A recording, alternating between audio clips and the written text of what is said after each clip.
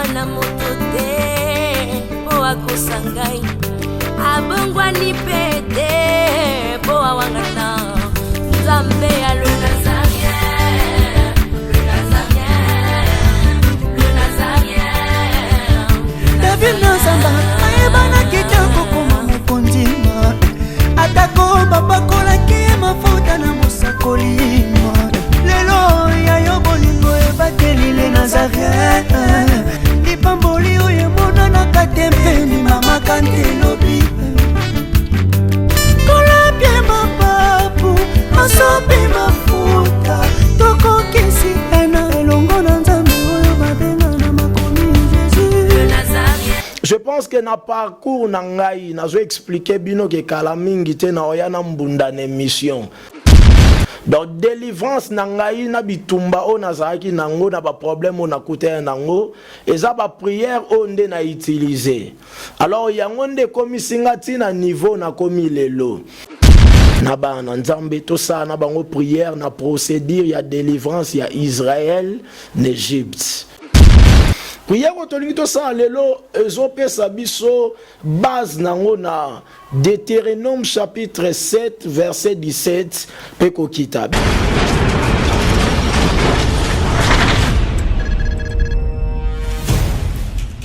Panzali solo yo mutozui événement où le 13 novembre na 21h.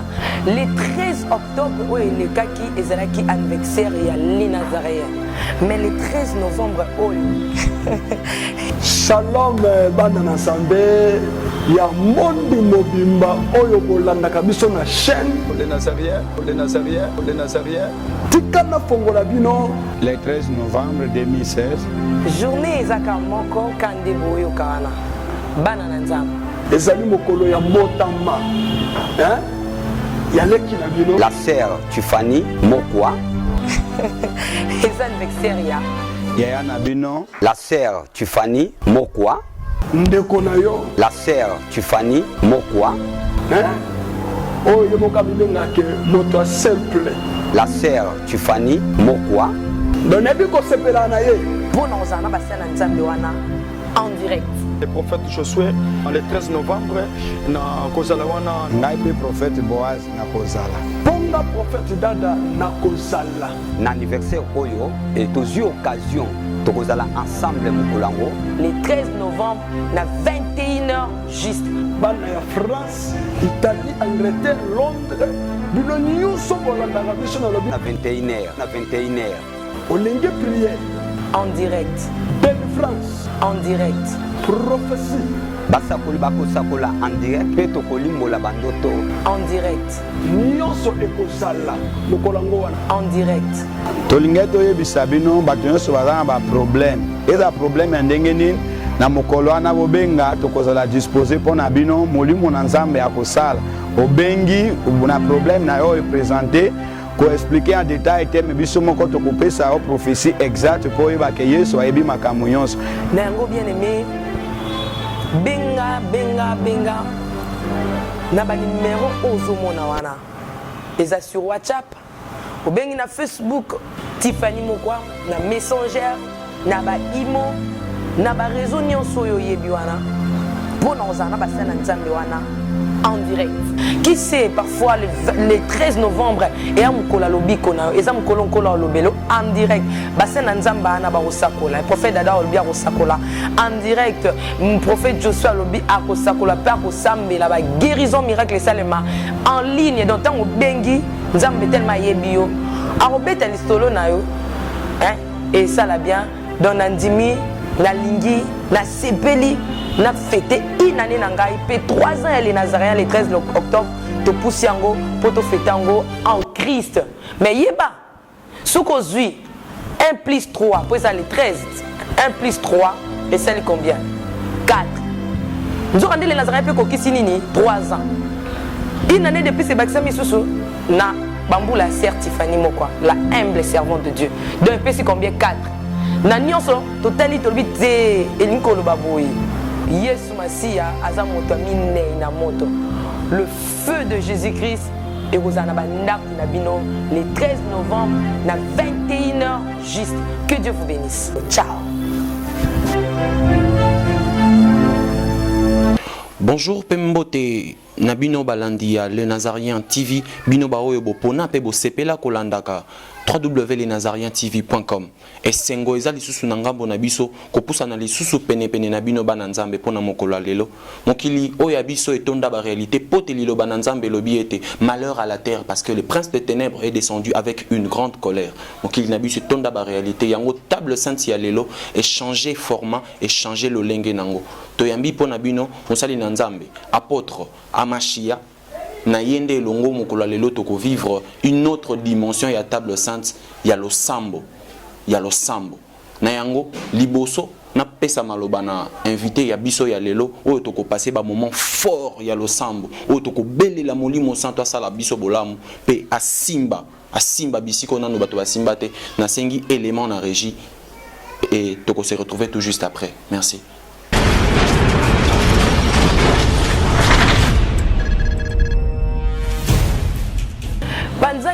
Panzali solo yo muto zui événement le 13 novembre na 21h.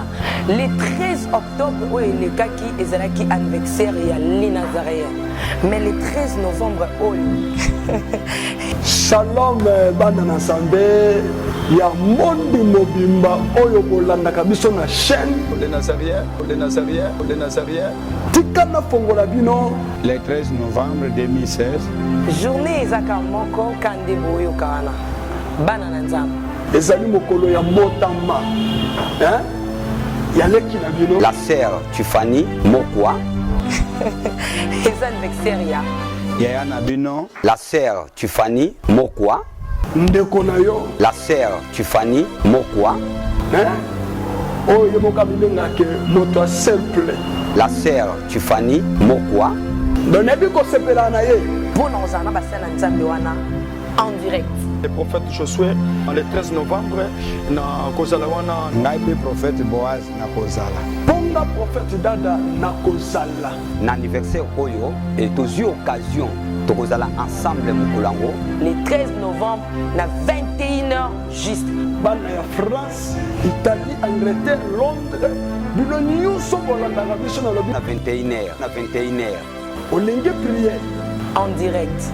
Belle France en direct. Prophétie basakoli bakosakola en direct pe tokolimbola bandoto en direct. Nyonso ekosala mokolango wana en direct.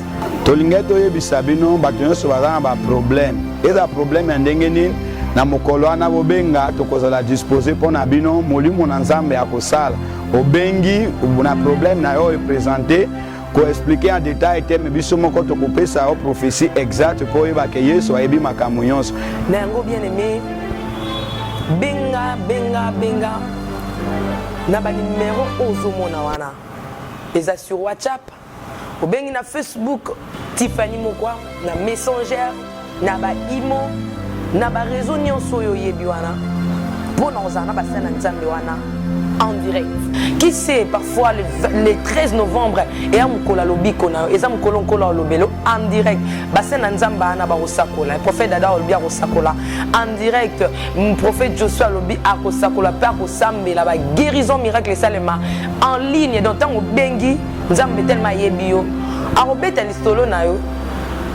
Et ça la bien dans Nandimi, la Lingi, la Sepeli na fêté une année nangai pe 3 ans les Nazaréens le 13 octobre to poussi yango poto fêter yango en Christ mais yeba soko zui 1 plus 3 pour ça le 13 1 plus 3 et ça combien 4 nous avons les Nazaréens pe kokisi nini 3 ans une année depuis ce baptême isusu na bambou la sœur Tiffany Mokwa la humble servante de Dieu donc c'est combien 4 na nyonso totali tolbite elinko lo baboyi Yesu Masia aza moto minei na moto.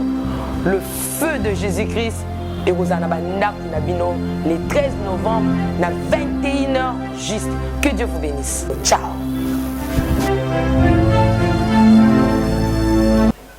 Tozali bongo na les Nazariens na www.lenazarientv.com bisika oyo lelo nzambe akofungola mapata pote makambo ezoleka na mabele bongwana na nzela ya mosali na ye l'apôtre Amashia oyo napesi déjà mbote. Bonjour pasteur.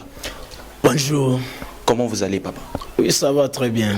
Nous sommes très contents de vous recevoir aujourd'hui pasteur tolingaki to sosola mingi boni lelo mokola lelo format ya émission changé tokomi na lolenge ya marathon ya losambo.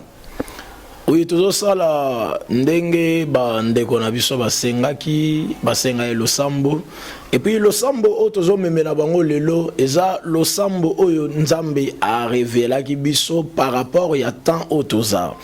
Parce que na lingi tokende na Bible, parce que Bible zoloba na Ephésiens chapitre 2 verset 20, Bible lobi, nous sommes fondés sur les enseignements des apôtres et des prophètes, Jésus-Christ lui-même étant la pierre angulaire.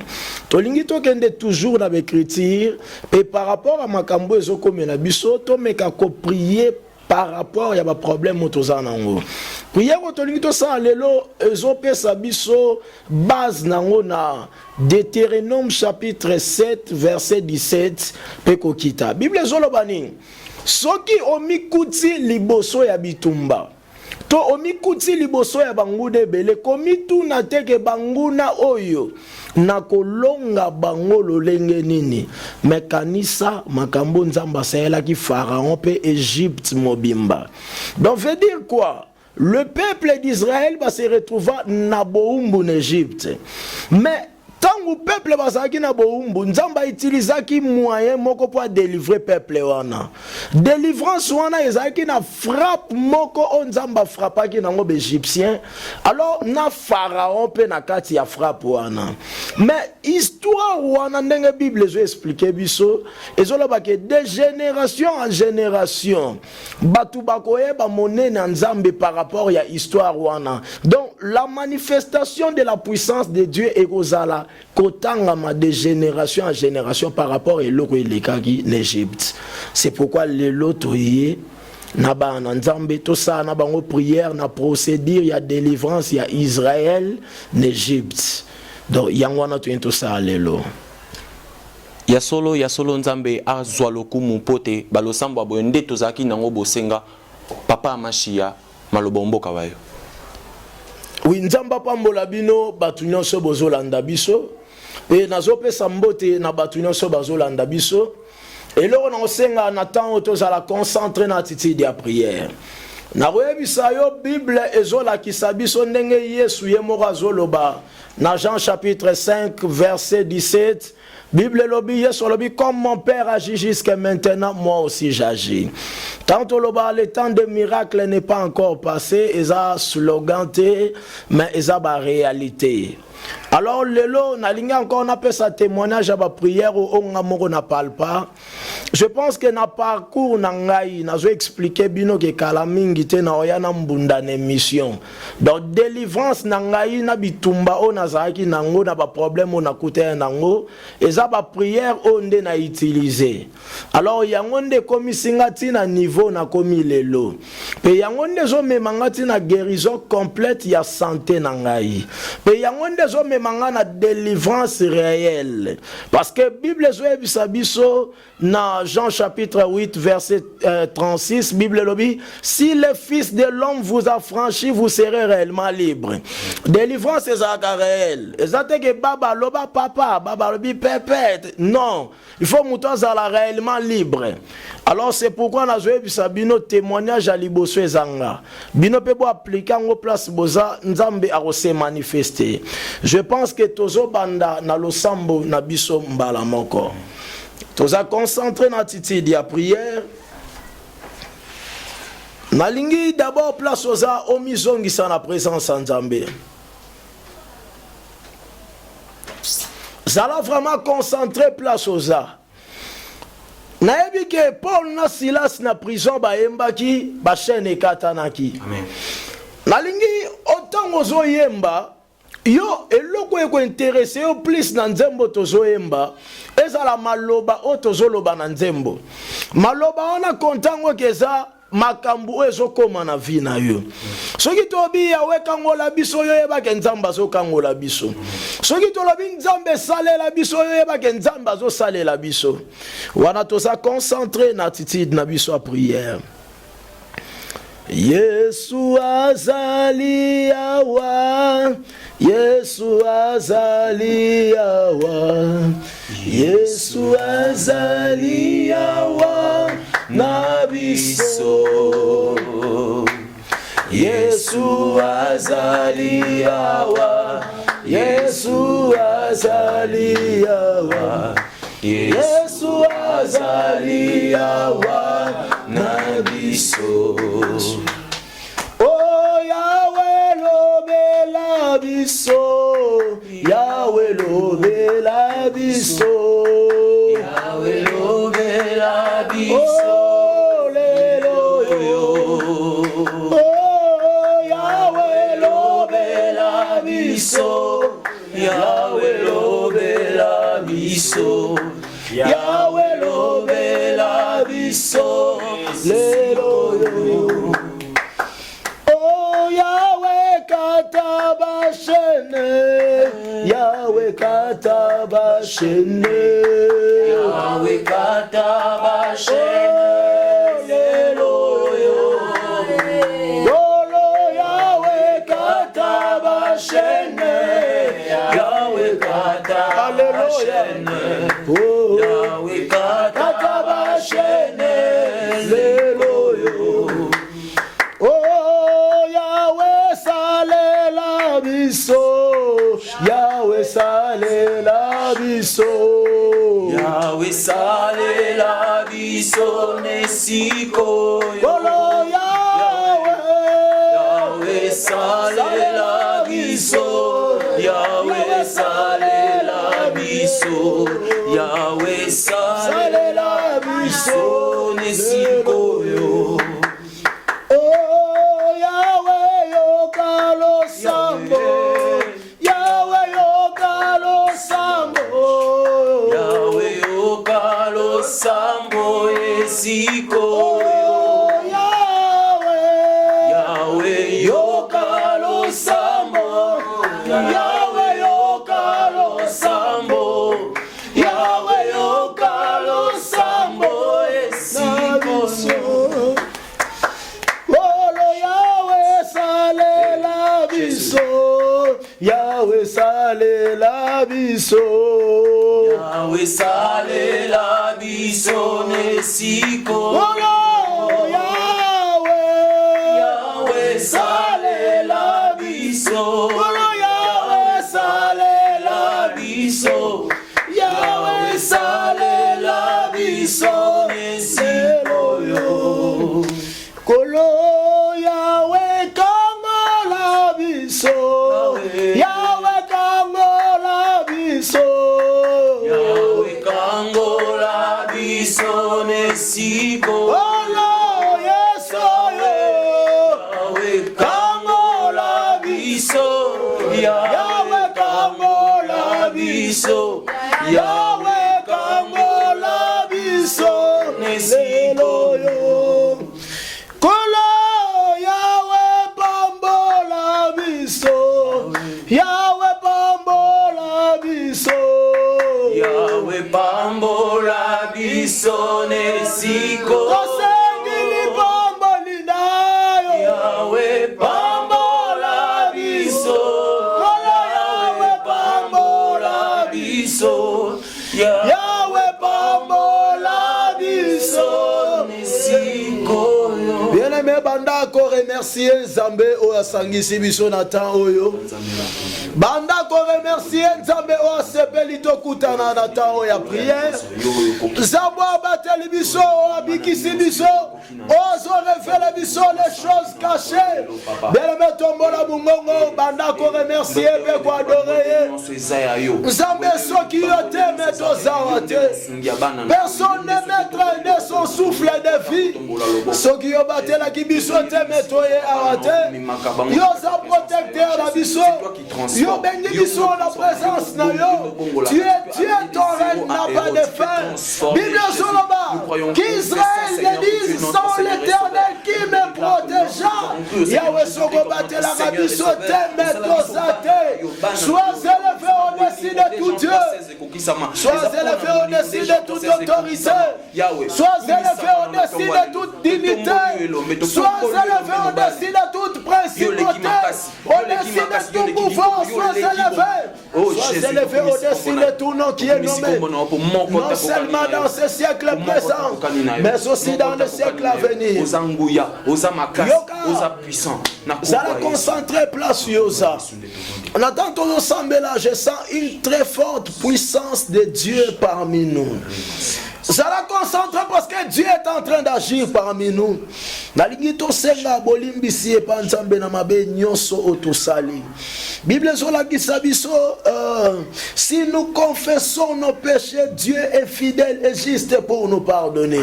Yo tale siko tamboli bien parce que masumo etanga barrière entre biso na Nzambe. Loba na Nzamba limbisa yo, loba na Nzambe apetola yo na makila na ye. Tobondeli au nom puissant de Jésus-Christ de Nazareth. Oh Dieu tout-puissant, Dieu de grâce. Nazolela mawa na yo na bomo ina biso nyonso otosa. Disposé na temps na prière. Dieu de grâce. Limbisa mabunga la biso nyonso. Bible solo si mon peuple si qui est invoqué mon nom. Si mille pris c'est détour de ces mauvaises voies. Zambe lobi j'exaucerai du haut des cieux. Je pardonnerai son péché. Je guérirai son pays. Zambe yoke la biso maona mabela biso nyonso. Oh Dieu, à cause ya miséricorde na yo na bomo ina biso. Miséricorde na yo ekota na bafina biso. Na kombo na Yesu Kristo ya Nazareth. Kosa guérison na bomo ina biso. À cause de Dieu. Ya bolim biso to sengi.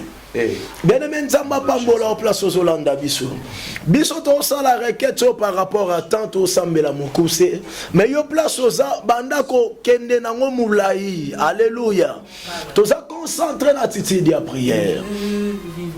Ça la concentrer. Alléluia. Alléluia.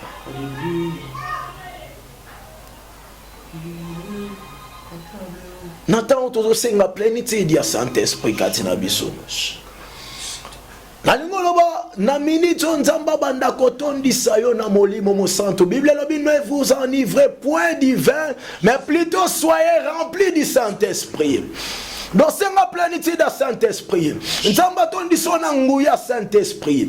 Nzamba tondi sona force ya Saint-Esprit. Parce que la Bible zoloba Jésus-Christ est le Fils de Dieu qui est rempli de force et de puissance. Il allait de lieux en lieu, faisait le bien aux gens. Donc c'est par sa puissance nous avons ça miracle wana. Na lingi otondi sama maintenant na nguya ya molimo mo santo.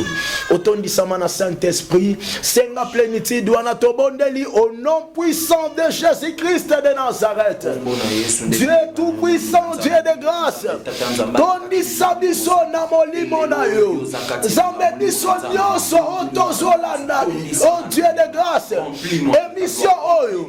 Remplir biso du Saint-Esprit. Remplir biso na puissance ya Saint-Esprit. Oh Dieu de grâce. Utilise biso très puissamment. Oh Dieu en parole et en acte. Zambe na bobo itondi sabiso na molimo mo santo au nom puissant de Jésus-Christ de Nazareth. Et c'est remarqué na kombo na Yesu et c'est réclamé na bondeli obo na kombo na Yesu. Yele mesa la concentré place oza tombola maboko likolo place yo zolanda biso me mangai na likolo. Oh Yesu me mangai na likolo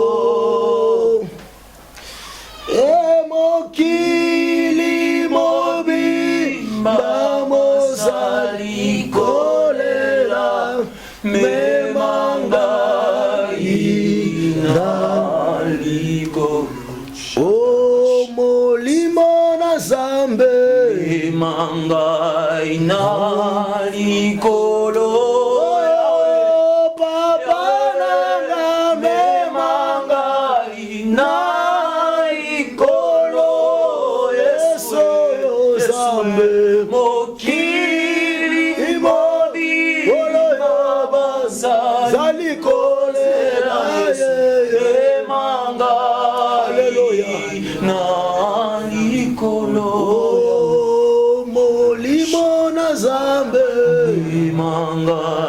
Na likolo ya nanga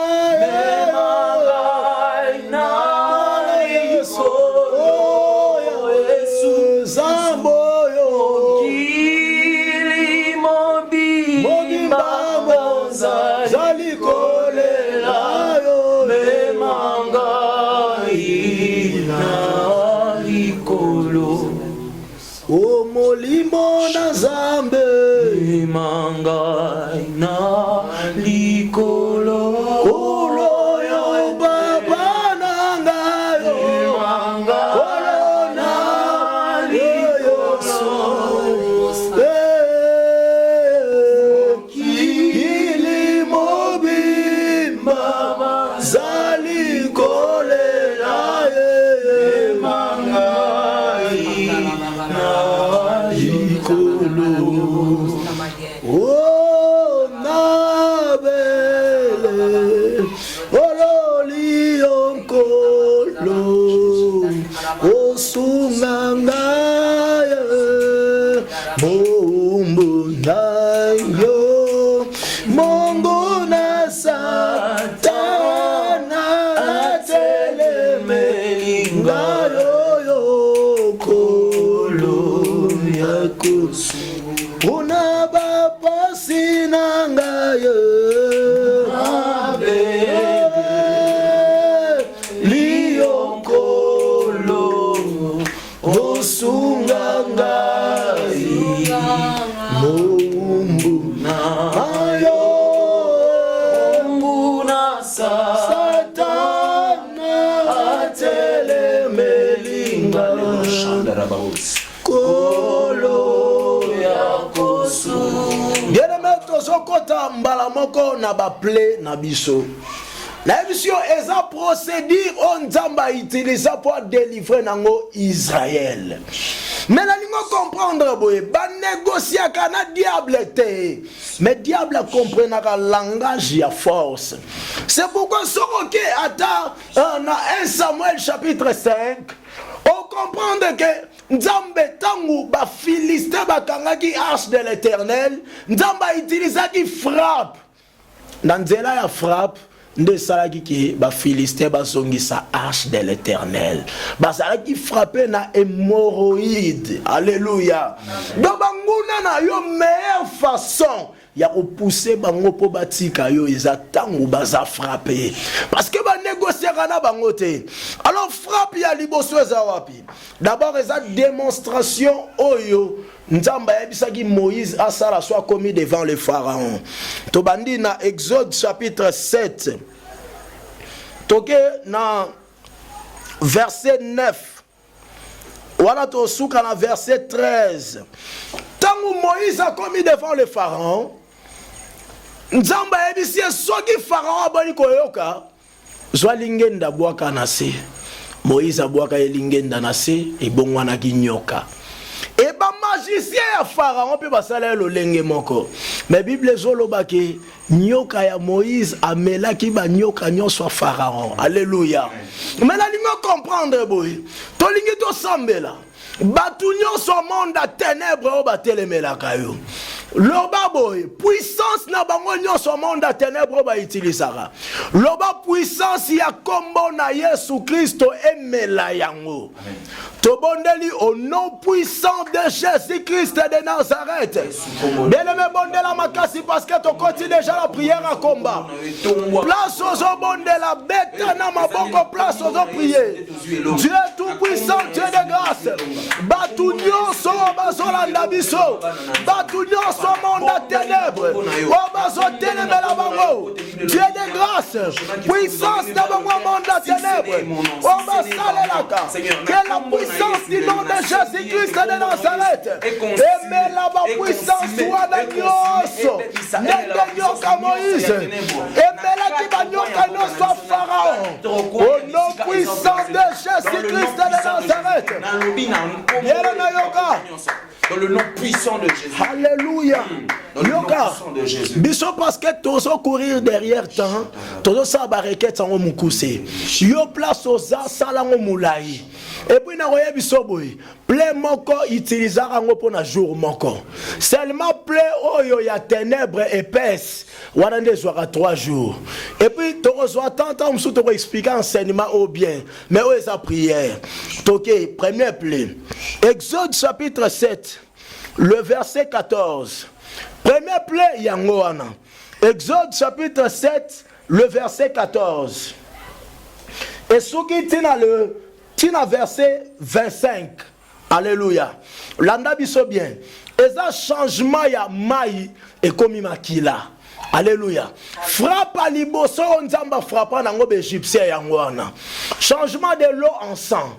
Ba rivière yaba égyptien ezalaki frappé. Ba mai na bango nyonso ezalaki frappé. Et comment ki makila. Alors nyonso ezalaki na mai le roi bambisi ekufaki. Place ozo sambela. Loba ke mai nyonso ya banguna na yo batu nyonso monde ténèbres. O batelemelaka yo loba kaboy. Ndenge mai ya Égyptien koma ki makila ya bango pe koma makila même mai ya pompe to salela na bango soki biso to yeto mona mai bango soki baye ba mona makila. Alléluia. Pe nyonso basalela kana kata mai ekufa nyonso basalela kana mai ekufa sort na bango. Eza le roi égyptien. To bondeli au nom puissant de Jésus-Christ de Nazareth. Bien-aimé, c'est la déclaration. Content vraiment la prière. Dieu tout puissant, Dieu de grâce. Batunion son Dieu.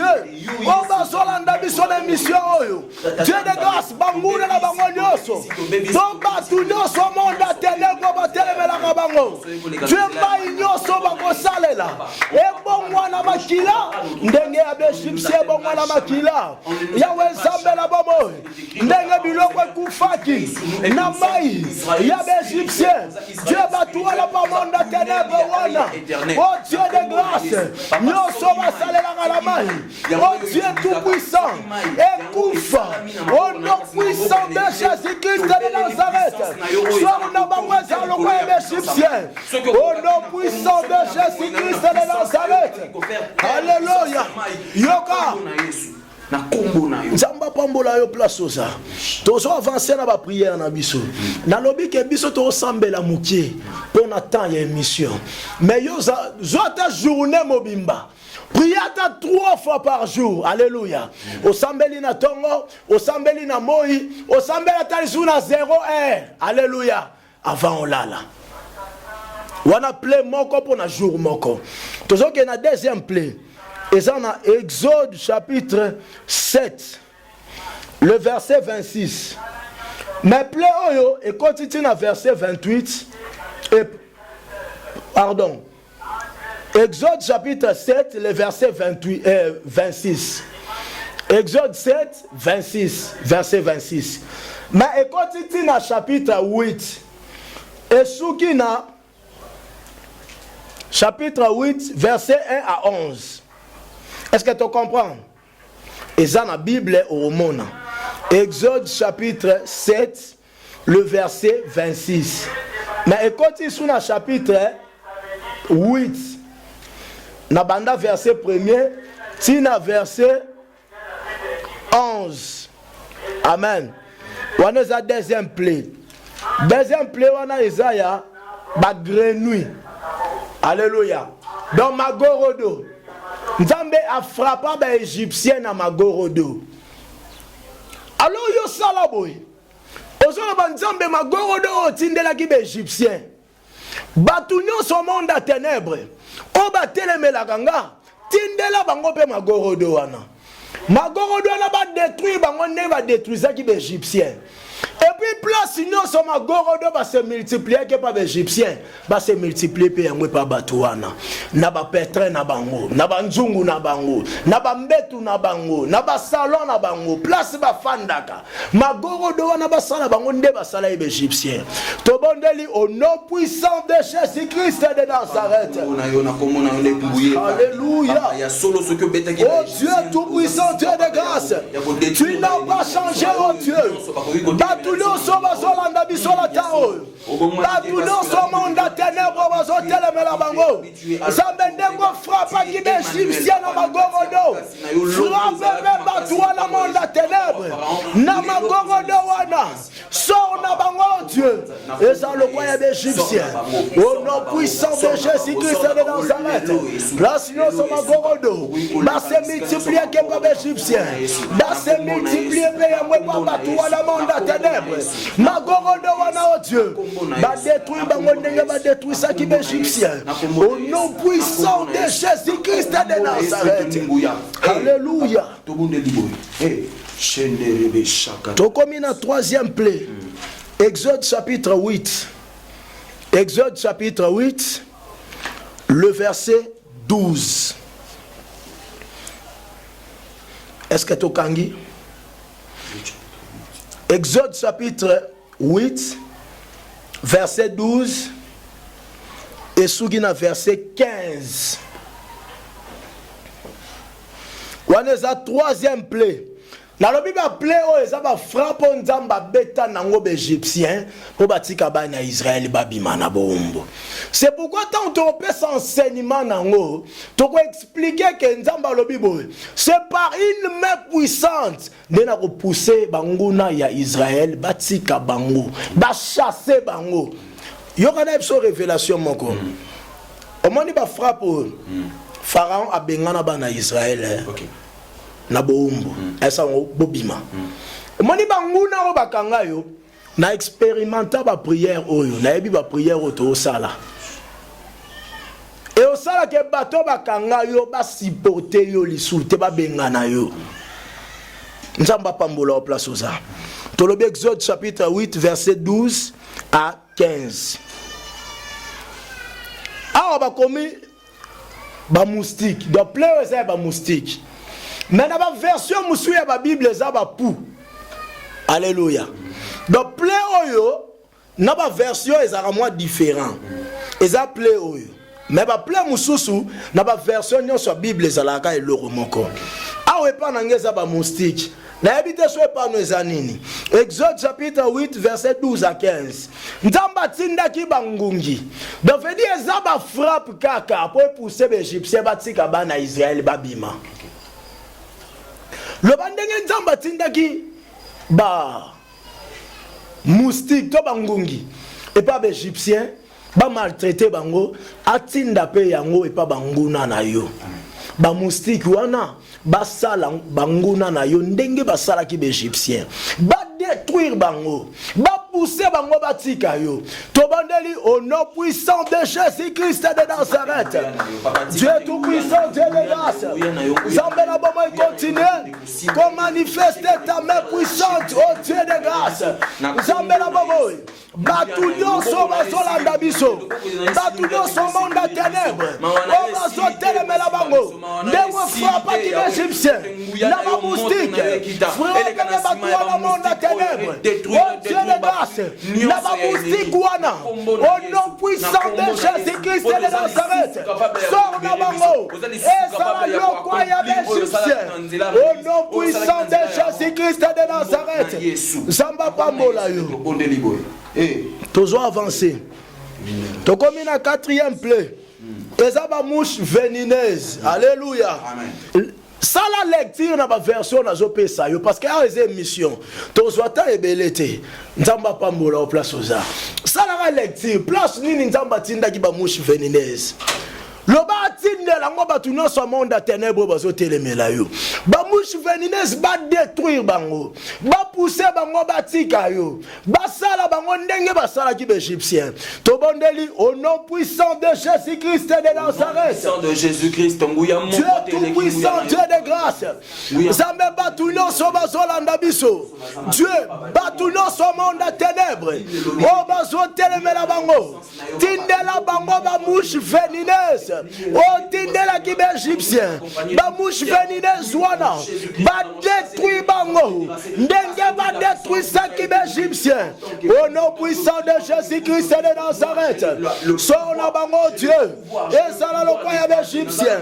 Na kombo na Yesu Christ. Oh ya Nazareth. Zambe tindela batu wana. Ya monde ténèbres. Ba mouche venineuse wana. Oh Dieu ba sala bango ndenge ba sala ki égyptien. Na kombo na Yesu Christ wa Nazareth. Jésus-Christ na kombo ya Yesu ndeto. Zamba pambola yo. Yesu. Kombo na Yesu. Kombo na Yesu ndeto nzibisa. Tolobi quatrième plaie zaki ba mouche venineuse. Et en Exode chapitre 8 et bandi na verset 16. Amen. Et sougi na verset 28. Exode chapitre 8, verset 16, tina verset 28. Wana ezali 4e plaie auto sala ba mouche venineuse. Na lingi batu bazana na précision. Si ko toke na 5e plaie, zamba pambola au place oza. Je sens la puissance de Dieu à l'œuvre. Na sala ba prière au mingi. Na expérience nango. Pe na sala ngo awa. Je sens je sais ce que je sens. Amen. Alléluia. Na sala ngo trop. Mais ndenge na yoka kanande na yoka lelo. Eza ndenge mususu. Yeba ke place oza. Soko sali ba prière attentivement. Dieu va se manifester dans ta vie. Eza lokwa Eli alobi na Élysée na komata.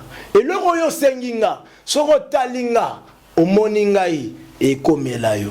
Mais soko moninga te ekomate. Soko sali prière oyo sincèrement au monde à gloire en Zambie. Tu as la 5e plaie. 5e plaie en Exode chapitre 9. Verset 1. Tina 7e verset. Et ça peste ya ba bétail.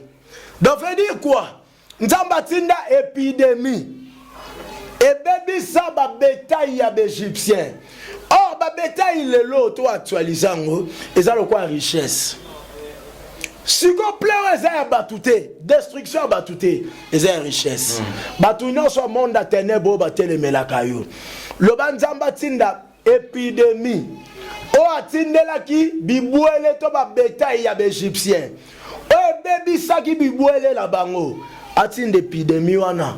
Et bébi sa richesse ya batounon soit monde à ténèbres. O basote les melayo. Tobondeli au nom puissant de Jésus-Christ de Nazareth. Dieu tout puissant, Dieu de grâce. Zambé la bomoy. Ndenge otinda ki peste de bétail. Naka ya égyptien. Zambé batounon soit Holanda biso na tao. Batounon soit monde à ténèbres. O basote les la bango. Richesse de bango père de grâce. Tindela ya épidémie. Oyo tindela ki bibwele ya égyptien. Zambé la bomoy. Richesse abatuana. Tindela ya épidémie wana. Et détruire. Richesse na bango nyonso. Ndenge détruisaki bibwele ya égyptien. C'est là l'instant où je parle. Au nom puissant de Jésus-Christ de Nazareth. Au nom puissant de Jésus. Alléluia. Merci Yahweh. Tous en Exode chapitre 9. Amen. Le verset 8. Tina verset 12. Wana eza 6e plaie. 6e plaie wana balobi eza les ulcères. Ulcères wana eza soko tangi na détail. Eza cendre de fournaise. Cendre de fournaise. Donc veut dire quoi? Poussière. Cendre eza le reste de ce qui a été consumé. Donc poussière, il y a fournaise.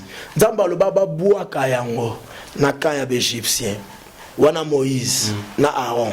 Babua kango na kaya égyptien. Poussière wana et produisa ki ba pota. Ouezalaka cicatrisé te. Les ulcères. Donc ba pota ouezalaka cicatrisé te. Réalisez que bateau ba combattre yo. Ba pota non cicatrisé et zui bango. Ba fanda ndene. Ba sala ndene. Ba ok locataire. Jour on a congé. Ah, la lingo comprend des places tozo kende. Alors bah ulcère. Donc veut dire quoi? Zoa cendre de fournaise. Loba